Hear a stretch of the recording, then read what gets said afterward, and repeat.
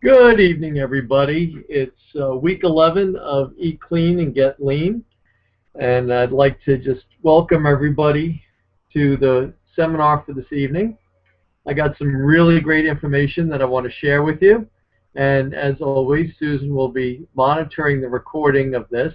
For those who are listening at a later time, I want to welcome you as well.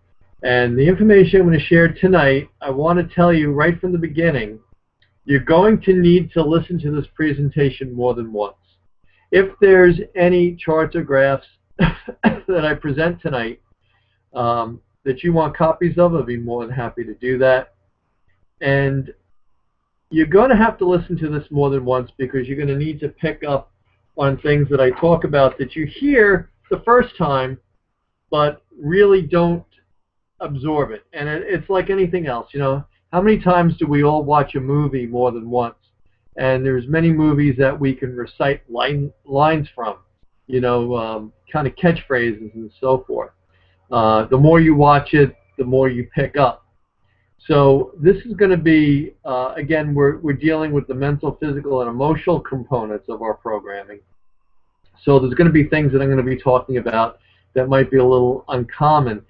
We've spent so much time talking about, getting your heck in check and making sure your brain chemistry is balanced, how we exercise and how we walk and how we sleep and drink water and all that good stuff. We've spent a lot of time on that, and we're trying to spend a little more time on the other components of the program. So tonight we're going to be talking more about the willpower batteries. And like a lot of things that I present to you tonight, this came originally from Jade and Jill Teta from Metabolic Effect. This is a lot of their material that I'd like to share with you tonight. My whole career has been doing nothing really more than sharing a lot of the information that I've gathered over the years. I can only lay claim to one piece of research that I produced and published when I was in graduate school, and everything else that I've ever presented has been other people's research. So I hope that when I shared my research, someone was able to turn around and share it with someone else. So I'm just doing nothing more than the same. So what I'm going to do is I'm going to open up my PowerPoint. I'm sharing my screen with everybody. So let me just go ahead and open up there. There we go. And we're in week 11, Eat Clean, Get Lean. And I'm going to turn this into more of a slideshow. Now, when I run the slideshow, I can't see your questions right away. So I'm going to present a lot of this material. And then at the end, I'm going to go ahead and answer questions. So if you post a question and I don't answer it right away, know that I will get back to you at the end and answer any and all of your questions. And of course, like every other time, if you have questions that you don't think of, but you think of them later, be sure to go to the VIP page in Facebook and make sure you post those questions, or just shoot me an email and we can have some more discussion. So let's turn this into a nice slideshow from the beginning. And here we go, week 11, Eat Clean and Get Lean. Oh, by the way, before this presentation tonight, I also had the opportunity to finish up work and ran home, threw on my bathing suit, and drove down to the beach. Parked the car, took my shoes off, put my toes in the sand, and walked down to the ocean. And then I went ahead and jumped in. There was some people down there tonight. It was a hot day here in Manasquan-Brielle. So the water was absolutely beautiful. And I went in to recharge some of my batteries. I had a mental recharge, certainly a physical recharge, and definitely an emotional recharge of my batteries just by doing something I really, really enjoy doing, and that's just getting in the ocean. And I didn't swim, I didn't surf or anything like that. I just basically got in and just enjoyed the feeling of just being in the water and knowing that I'm getting all the therapeutic benefits of the water and the earth and equaling out my electricity in my body. We talk about that as being grounding. And if you ever want any more information on grounding, I got a ton of information on that as well. I think it's just something important that we do. We're surrounded by electrical energy all day long. It runs through the walls in whatever room we're in. We use cell phones, we use electronics, and the ability of the earth to equal out our polarity in our body is tremendous. And it certainly helps with a lot of my health benefits. Certainly the inflammation I have in my knee and my shoulder. So that's a really great component of just doing that, getting grounded, and also the enjoyment of being in the ocean. So the 3 batteries. We like to think of your willpower batteries made up of 3 smaller batteries, and those would be the mental battery, your physical battery, and your emotional battery. Now, each of these batteries have their own reserves, and they together determine the size and the charge of your willpower battery. All 3 batteries must be balanced and charged to make sure your willpower battery can grow in size, and also to help it keep a long charge. So here's a real-life example that we've come up with. Take your stereotypical, stressed out, overworked, sleep-deprived business person. At some point, they made a choice. They made this choice, whether it was conscious or unconscious, to keep the mental battery charged at the expense of the physical and emotional battery. Because of that, they ended up overweight and unhealthy with broken friendships and family relations.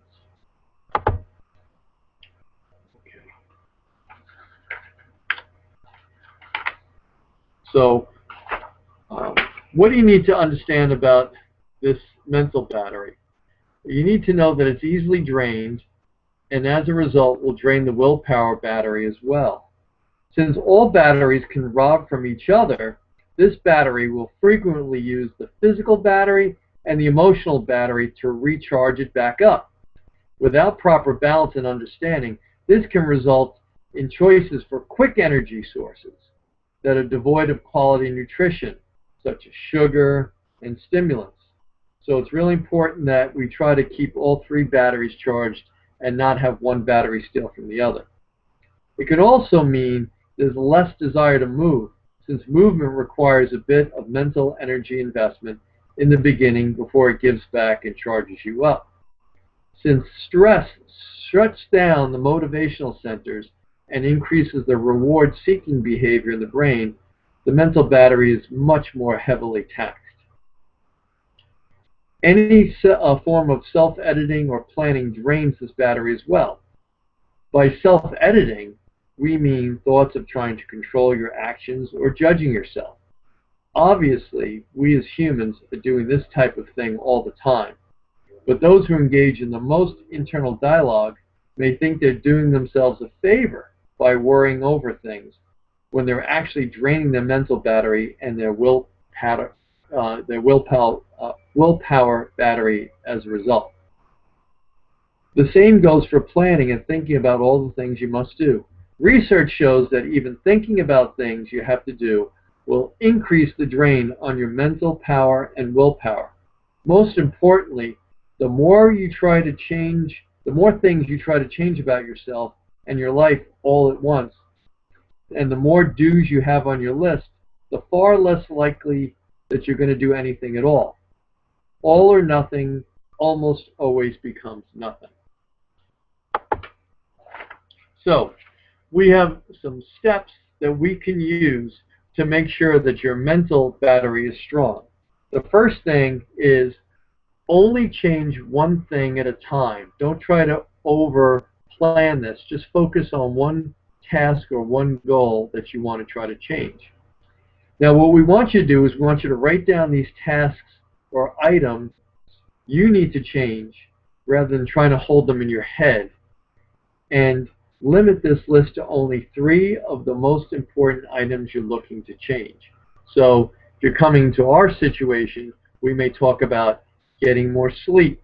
We may talk about balancing out your meals and making sure that you're doing your walking every day. Okay, so those could be 3 things that you're looking to change. Don't attempt to add anything to your to-do list until you removed at least two other things first. So if you have them on your list and you're crossing them off, then you can add more. But don't try to add any more until you've crossed two things off your list. Okay? Make sure that you're getting adequate sleep. Move regularly and engage in plenty of rest and recovery activities, like going and jumping in the water at the ocean.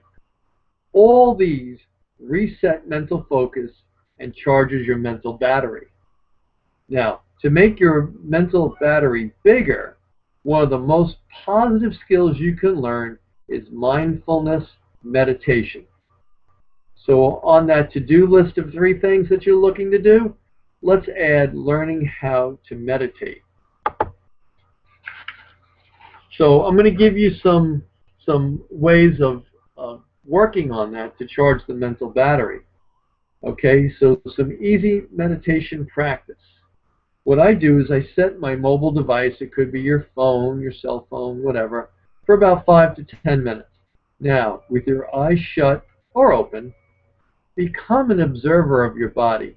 Watch, listen, and feel as sounds, feelings, visions, and experiences come in and out of your present moment. Now, you can do this while you're driving, but please keep your eyes open. Okay, you can do this in the shower. You can do this while you're cooking. You can do this type of observation-based, in-the-moment meditation anywhere. So watch things arise and watch them go, coming in and out of your present moment of conscious awareness. If you get stuck on a thought or an idea or vision or sound, recognize it and then let it go. When your timer goes off, you're done. Then you can return to self-editing, planning, and judging.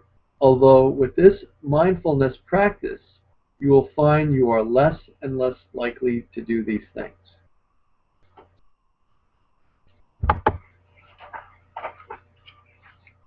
So mindfulness meditation is wonderful to use whenever you have an urge or a trigger, especially with hunger or cravings.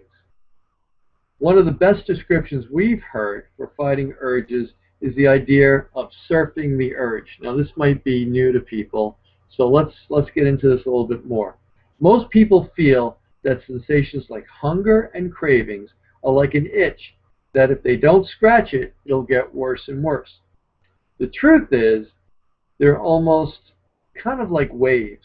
They rise up, peak in intensity, and then crash and dissipate. The trick is to learn not to get plummeted by the wave, but rather catch the wave, surf it, without giving into it, but instead letting it arrive, peak, and go. The more you practice this skill, the greater control you will have over your willpower, and the bigger and more charge your willpower battery will hold. So let me give you an example of this. This actually happened to me this afternoon. It's about 4:30, and I have a 5:15 client coming in. Now, I'm a little hungry because dinner time is going to be around 6, and I had the urge. I was hungry, but I wasn't like starving hungry, if you know what I mean. I just kind of realized I had a little hunger, and I had a little cravings. Now, what I could have done was got up out of my chair, walked across the street to the health food store, and got a bar or some kind of snack. And that would have satisfied that hunger and cravings that I had at that time. But the truth of the matter is, I really wasn't hungry. I actually was almost like in a, well, I got to practice for tonight anyway, and I kind of had a craving for something sweet, so let me just go get something. But instead, I surfed the urge. It kind of came, and then around 5 o'clock, my client came in a little early, and by the time I started working with him for about 5 minutes, the hunger and the cravings were gone. So this is an example of this, you know, urge that comes on, you know, I'm going to surf it out, not give into it, let it arrive, let it peak, and it went away.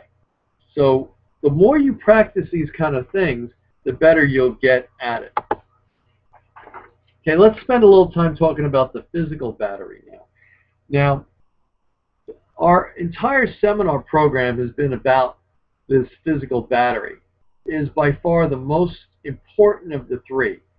Illness in the physical body will sap the mental and emotional energy and drain willpower faster than anything else. This is the major reason people desire vitality and health. And on some level, they know and understand when their physical body is functioning optimally, everything else is substantially easier to manage.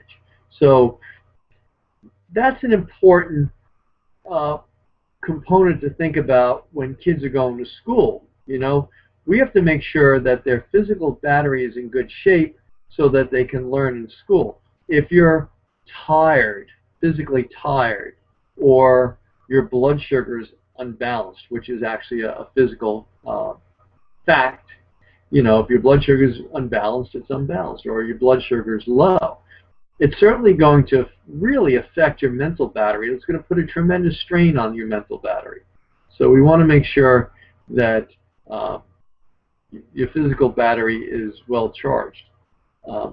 That's why eating correctly in a way that doesn't deprive the body or stress it out is further, stress it out any further is really critical.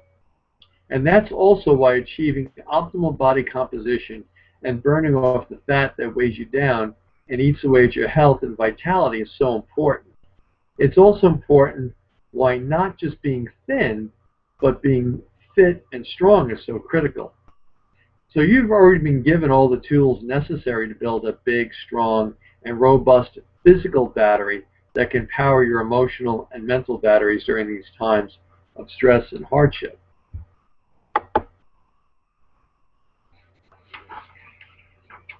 So let's just remember one key warning. Dieting is not a smart move for your physical battery. Remember the metabolic credit card concept? Short-term gain followed by long-term penalties and debt, right? Besides, the miserable self-editing process of dieting also saps the mental battery as well. That's why we spend all of our time in the past 11 weeks trying to talk you out of relying on meal plans and recipes and structured calorie solutions. We have to think about everything you do. Being more intuitive in your approach is better for you and your willpower battery. That's why we talk about becoming a diet detective. Finding out what works for you best is really what we're talking about. We've given you a lot of tools, but really what we're trying to do is trying to get you to be able to do this without constantly being coached or constantly being supervised.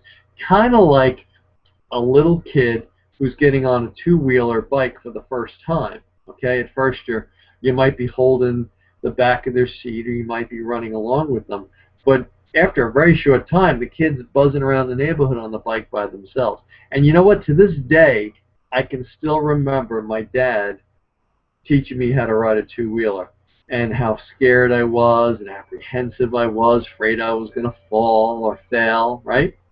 But after I realized that I could do it, then I was like, okay, Dad, I don't need your help anymore. And I just had this tremendous feeling of self-confidence and freedom that allowed me to go ahead and ride a bike, and here I am 52 and I can still ride a bike. Let's talk a little bit about the emotional battery next. This might be the hardest to manage because your emotional battery is very much influenced by others. Researchers now know that obesity is contagious, and so is leanness. You will tend to be the same weight as the 5 to 10 people you hang around the most. That's very interesting. That is why having a strong emotional support system that not only supports your efforts, but engages in them with you is so critical. So let's think about that real quick.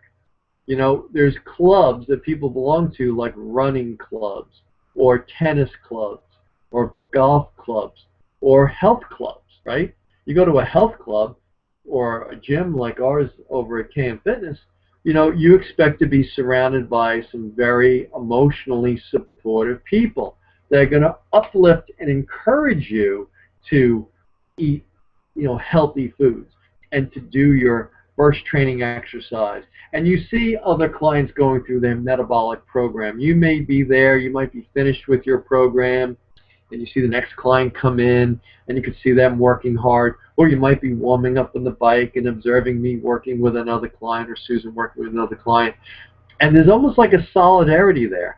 So we always like to think of our facility as your safe zone. Nothing bad is going to happen to you there because we're all there to uplift and encourage each other. And that's why we're all on the phone tonight. That's why we're part of this program. Because if so-and-so can do it, then I can do it. But if all we talked about tonight is, you know, smoking like we were on fire and drinking like we were trying to put it out, well, that really wouldn't be very supportive now, would it? Okay? So one of the things that we talk about is sometimes we often fail to realize that it's our responsibility to help ourselves. The idea that everyone around us will always consider our needs is simply not true or realistic. Now, in our facility, that is true, but in their outside world, that's really not. Most of the time, these people are consciously or unconsciously seeking our support as well. Okay? So when we do an exercise with our clients, we find it's a very powerful way to increase the emotional support system and charge up your emotional battery. It also has application for the other batteries as well, as you're going to see. And we call this the social MVP exercise. So think of your friends and your family the way you would if you were a professional recruiter trying to put together the best team in the history of your league. Kind of being like the general manager of a baseball team, trying to put the best 9 guys on the field that you can find. Okay? To do that, you really have to make sure your players are in the right position and that any positions not filled get filled with the very best of the best. So here is a chart dealing with the emotional battery and the social MVP. Okay, so this is an exercise that you can do. And again, if you need this chart, we're going to get this out to you. I want you to list 10 people you spend the most time with. Now, if you're coming to see me 3 times a week, or Susan, maybe we're one of those 10 people, which is pretty cool, right? But there's other people. It could be your spouse or your significant other. Could be people you work with. It could be your family and your friends or acquaintances, business partners, people that you belong to some type of civic organization, okay? And you're spending time with these 10 people. So you're going to go ahead and write them down, okay? And then you have to look at things like your agenda stealer versus your agenda savior. Who sabotages you? Who helps you to succeed? Then there's energy vampires, people who drain energy from you. And you always feel down when you're around them. And then there's your energy spark plugs, people who uplift and encourage you, make you feel great. And then you have your emotional trapdoors, and then you have your emotional ladders, people who uplift you, make you feel better. So what I want you to do is I want you to fill in the blanks with the 10 people on your list. Some people may be in multiple categories, and some may be in none. Who belongs in what category? This is not judgment. It's not good or bad, but it's a good exercise for you to realize, you know, who are you spending your time with, and, you know, are they helping you and uplifting you, or are they just kind of pulling you down? So let's talk about the agenda category first. Great.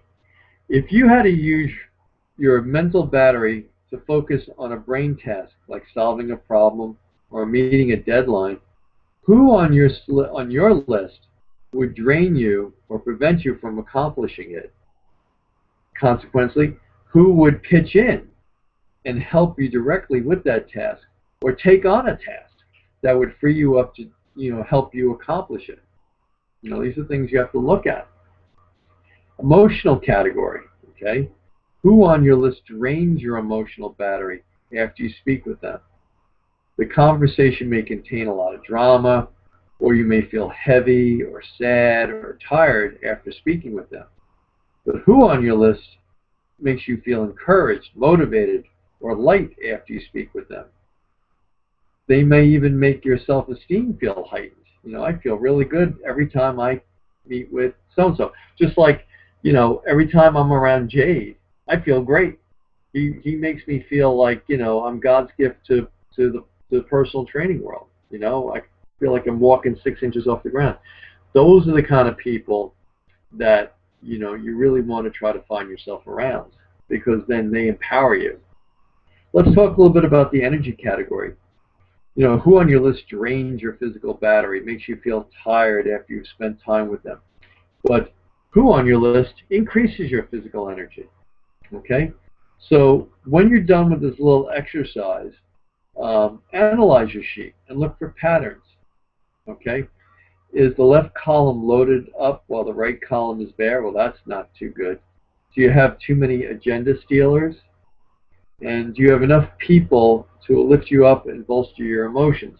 One of the things we have to be real careful about, and I try to tread lightly on this, is that the people who are closest to us sometimes have seen us fail the most. So you may come and you might say, I'm really going to work on my food program. I'm going to make sure I get out and walk every night, and I'm going to try to get to sleep. And then there's people who will help you with that, but then there's people who say, oh, is this just another new thing you're going to try? That's an agenda stealer, and that's a physical and mental drain on your batteries. So if you happen to be married to that person, well, I can't help you with that one. But, if you have a group of friends that are constantly taking you down the wrong path, or constantly destroying or sabotaging is the word I like to use, your agenda on helping to improve your health and wellness, maybe you need to take a little time out. There's no secret that Susan and I try to attend fundraisers when we can. And around here, they're for great causes, and we support them all. They come in, they ask for a donation, I'm all over that. If they want me to donate a package, I'm all over that. But, Susan and I have some very strong goals for ourselves as far as our physical well-being. And, being in an environment that encourages to participate in a lot of drinking and eating inappropriate foods just is really contrary to our goals. And we have to protect ourselves. So we may go to some of these functions that run for 3 hours, and we may go in, shake a lot of hands, say hello to a lot of people, and we're out of there in 45 minutes to an hour with our one beverage that we had. Usually for me it's club soda. And then we leave, because we kind of paid our respects, we paid our dues, so to say. It's okay to leave. You saw your friends. It's time. It might be time to move on. We also have like a little silly thing. We have like a 3-hour rule with a lot of social things we do. 3 hours and we're done. You spent enough time with us. It's time to move on, and that keeps us safe from sabotaging our agenda.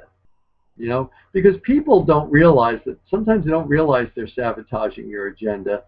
They're just being who they are, and they're being the person that they've always been, and they feel you're just going along with them. But you have a slightly different agenda now, so you have to protect that. And I think these are just very important components, and I hope by sharing with you gave you some insight as to what we do. So let's talk a little bit about the emotional battery, and let's take some time to notice who the people are who help you or hurt you in your fat loss efforts or any goal. When the situation requires, engage or avoid these people, depending on your need and the knowledge of their influence. This can be a critical aspect to you reaching your goal. Often it may be helpful to recruit new social team members or avoid others in other situations. And I think I kind of gave you some good examples with that. Other ways research has shown to bolster your emotional battery, and some of these are great. Give more, but be careful. Giving with the expectation, or giving with expectation, I should say, is a setup to drain your emotional battery. Get in the habit of doing things without expectation. Do it anonymously if you have to. We love to tip big or just randomly pay for someone else's coffee in the line behind us without them knowing. And give sporadically versus all at once. Volunteers who set aside 1 day a week to give feel recharged compared to those who give daily and end up feeling drained. Okay, let me stop here and say this. This is me to a T. Okay, you know, those who know me and have had conversations with me have heard me say, you know, I really did this really nice thing and I really worked hard on something and I just didn't get the response that I was looking for. So whose fault is that? That's mine. Giving with an expectation is a setup to draining my emotional battery. Okay, and I know there's people who are listening in on this who are chuckling because they've heard me say this. And they said you can't give with expectations. You just give for the sake of giving and feel good about giving, you know. So don't look for, you know, we do that at Christmas time all the time, right? Or holiday time. You know, I give presents to my children. I don't expect anything back, you know, because I enjoy giving them things. Actually, that's a total outright lie. What do I expect back? I expect love, you know, I guess. So I guess I'm not really giving without expectations 100% yet, but I'm working on it. Okay, let's move on. Practice gratitude. At the end of every day, list 3 things that you're grateful for. And more importantly, at the end of those days, weeks, or months, where everything is going wrong, find what to be grateful for in that moment. There's always something, and research shows that this keeps your willpower battery charged. Okay? So sometimes things may not be going your way, but there's something to be grateful for. Look for the silver lining. It's always there. Okay? And if you're having a bad day and you're looking for something good to happen, go jump in the water. You'll feel better. Pamper yourself. Often when we have needs, we make the crucial mistake of attaching those needs to others. Then this makes us sad, resentful, or angry that they're not doing for us what we seek. Whenever we have negative feelings towards a person or positive feelings of admiration, consider that person as a mirror into your own self-esteem or your own high self. What you will find is that what you love and hate about them and the needs you're hoping they fulfill are the things you love, hate, and need about yourself. So spend time with yourself to understand what it is that you need to be giving, saying, and doing for yourself.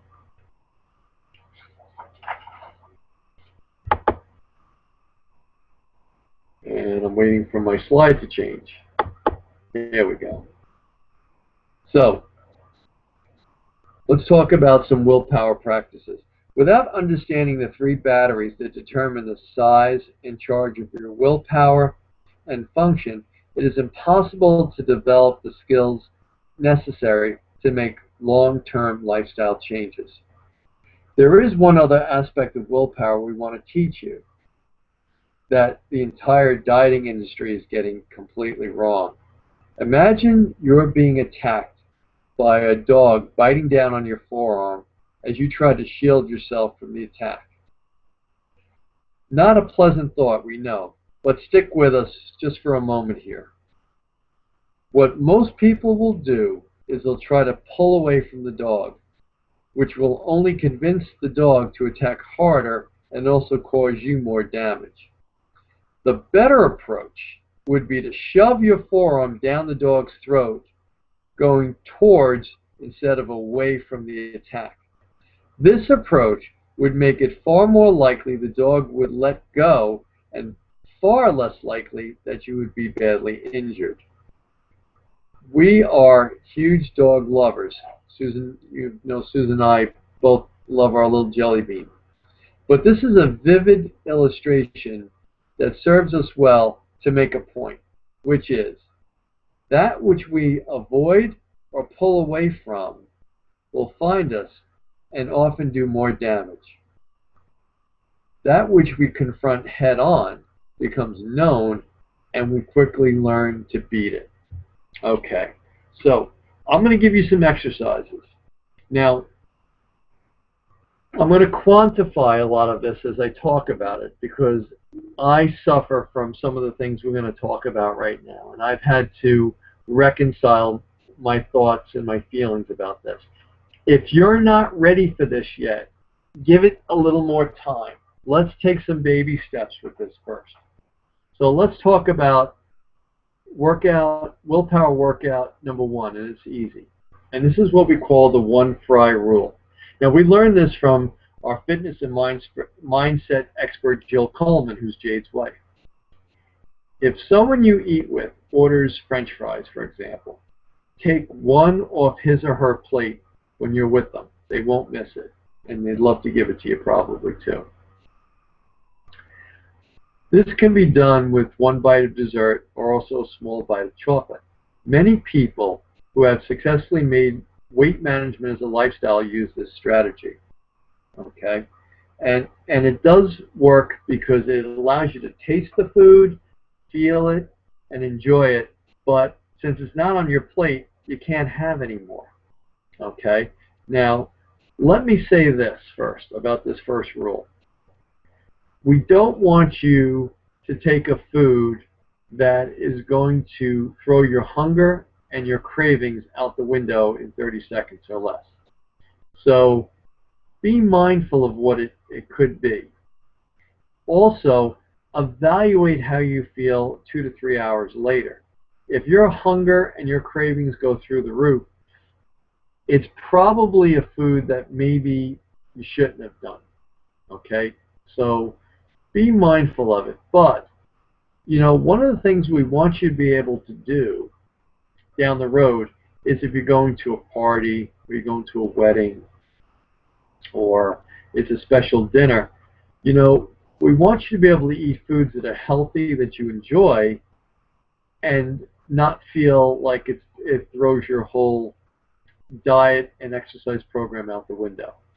So these are strategies we can do. And again, the focus of tonight's talk is really about building up your willpower battery.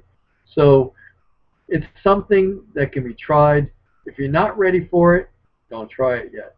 But if you've hit a goal weight and you've been there for a while and you're feeling good and you say, you know what, this is a healthy food, it's not harmful to me, and I want to try it, here's step 1. Just take a bite of someone else's. Okay? If someone's having a piece of cake, 1 bite of their cake and you're done. Okay? Now here's the next level up. This is the dessert version, or the version where you order something solely for yourself, but you limit the amount. And let's say it's a dessert. Okay? Maybe you get a side of onion rings, or maybe you practice by eating a few chips or bites of bread from the basket. Okay. I don't eat chips, and I try to avoid bread. But, you know, this is really a little bit of a tougher one, because if you come from a household like mine, you don't take food that you're not going to eat. You know, that's a tough one for a lot of people to overcome. But I promise you the starving children in Africa are not going to mind if you throw out a few onion rings, okay? Or throw out half the cake. So maybe you're just taking a few bites of it. And every time you do that and you successfully keep your heck in check to the next day and the next day after that, it allows you to start to enjoy some of the foods that you took out of your diet but now you're in control. It's not controlling you. Okay? But remember, you're ordering it for yourself, you're limiting the amount, and then you're throwing it out. Okay? Let's move on to the third one. This is the hardest. Okay? This is where you order something you love, like pizza, or you go out and get a big chocolate bar, a pint of ice cream, and you bring it home with you. Then you limit yourself to one slice of pizza or one square of chocolate or one big spoonful of ice cream until the next day. This means that temptation will be sitting there and calling you, and you have to get in the practice of resisting the urge or surfing the urge that we talked about earlier. Okay. Now this is kind of a tough one here, and this is something that a lot of people are not ready to do yet because, you know, I will tell you the truth, in my house, a lot of times a pint of ice cream won't last the night. So we're not ready for that yet in my house. But some people might say, you know, Mike, I've hit my goal weight, I'm really feeling good. I would like to go back and enjoy that. It doesn't upset my digestive system. I tolerate dairy well, and I'd like to be able to do that. Again, you have to determine, can you do it at this time? Is it something that is appropriate, or is it something that's going to sabotage your program? Because we don't want that. Okay.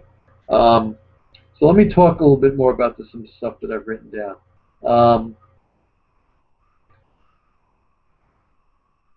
Getting ready there and surfing the urge is good.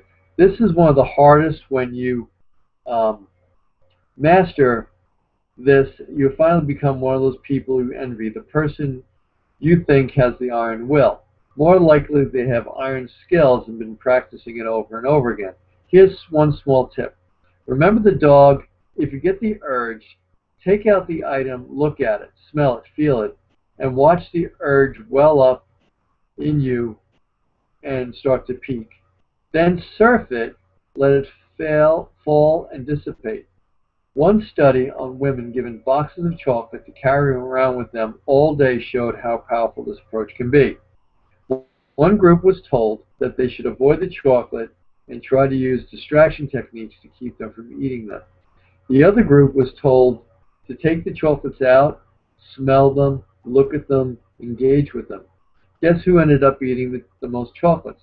The group that tried to use the old, worn-out method prescribed by dieting dictators.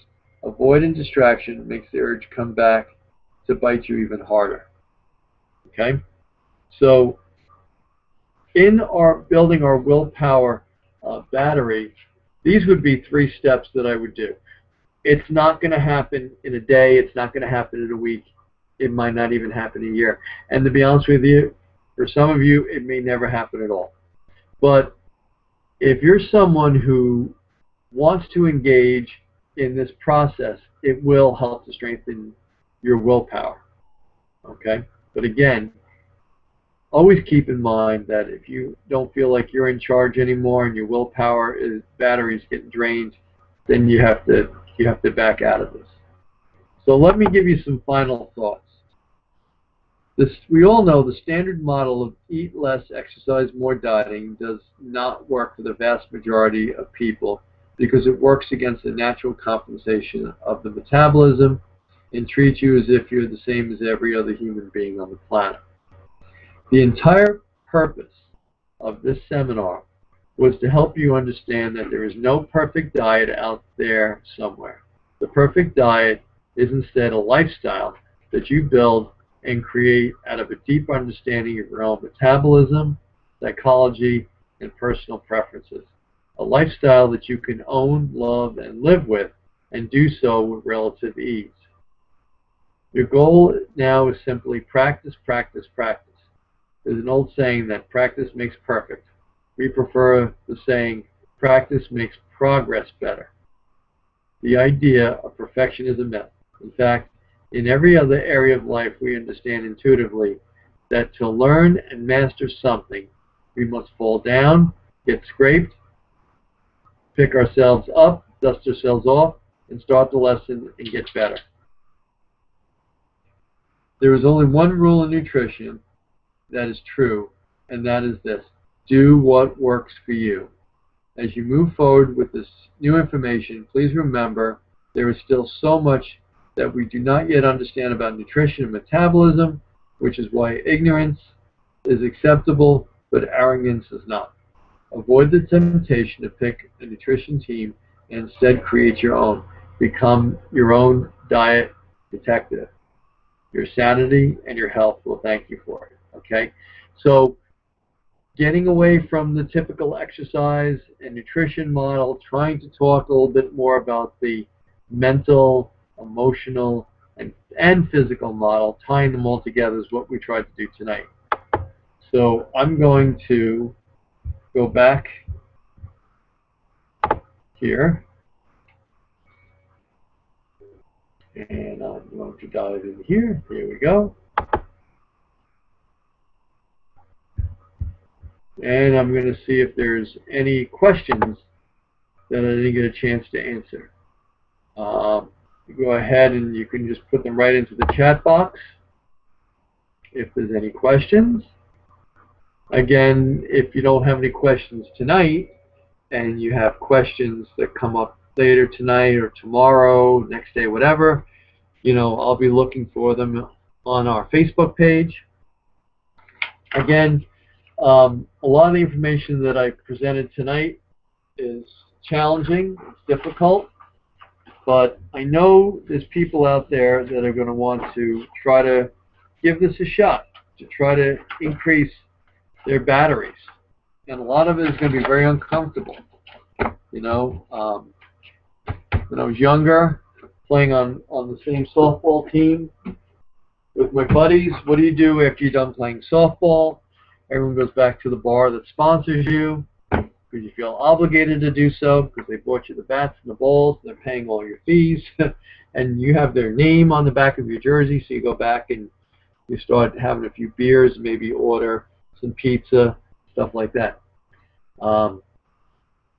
In golf, it's very traditional when you're done playing golf to go out and have a couple beers and order some hamburgers and sit around and commiserate about how bad you played. So, you just might have to start to change the way you do things.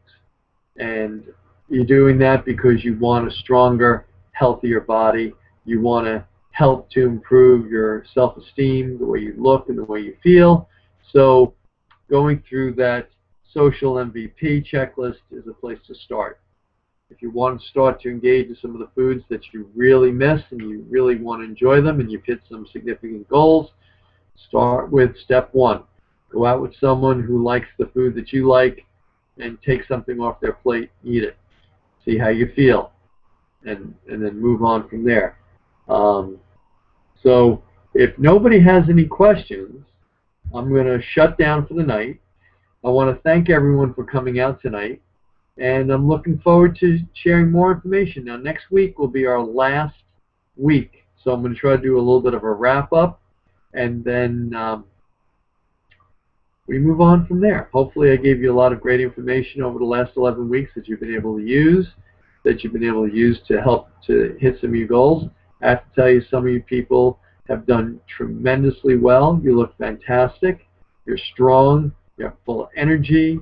You have a big smile every time I see you. You uplift and encourage me every time I see you. So I definitely charge my batteries off all of your positive energy. So I want to thank you for that. I'm looking forward to talking to everyone soon. Have a great night, and see you later. Bye-bye.